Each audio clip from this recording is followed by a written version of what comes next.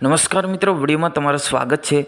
મિત્રો, જ્યાં આગળ બે આદિવાસી યુવકને માર મારવામાં આવ્યો છે ત્યાં આગળ હું તમને આજે લઈ જવાનો છું। જ્યાં આગળ શું બની રહ્યું છે, રિઝ્યુમ બની રહ્યું છે, ત્યાં આગળ જે આ બિલ્ડિંગ તમે જોઈ રહ્યા છો, આ જ બિલ્ડિંગ છે। આની અંદર એમને બંને યુવકને પૂરીને મારવામાં આવ્યો હતો।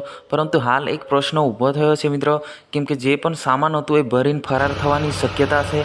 કેમ કે હાલ જોવા જઈએ તો હજુ આ બે યુવાનોને ન્યાય પણ નથી મળ્યો, ત્યારે આ બધું સામાન વગે કરવામાં આવી રહ્યું છે। એનો મતલબ એ થઈ શકે છે આ જે લોકો છે એ ફરાર થવાની શક્યતા છે। જ્યાં મિત્રો આને લઈને હાલ ફરી એક પ્રશ્ન થયો છે।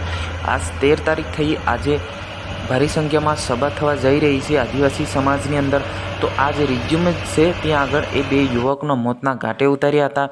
આને લઈને મોટો પ્રશ્ન પણ થઈ રહ્યો છે। એનું કામ ચાલુ છે, એનો મતલબ કે જે લોકો છે, જે અંદર કામ કરતા લોકો છે, જે મોટા જે સામાન છે, જીસીબી વગરના જે મશીનો છે, એમને વગે કરવાની તૈયારી ચાલુ થઈ ગઈ છે, યાની કે ફરાર થવાની શક્યતા છે।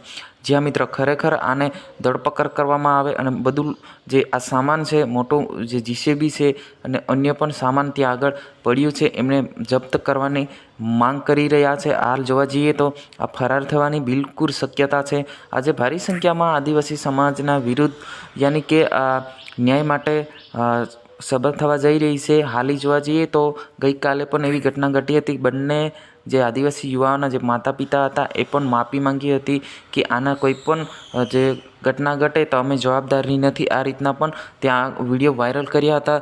જ્યાં મિત્રો હાલ જોવા જઈએ તો જે તમે ફોટાની અંદર જોઈ શકો છો, આ જ રિઝ્યુમ છે જ્યાં આગળ બે યુવાનો મોતના ઘાટે ઉતાર્યા હતા।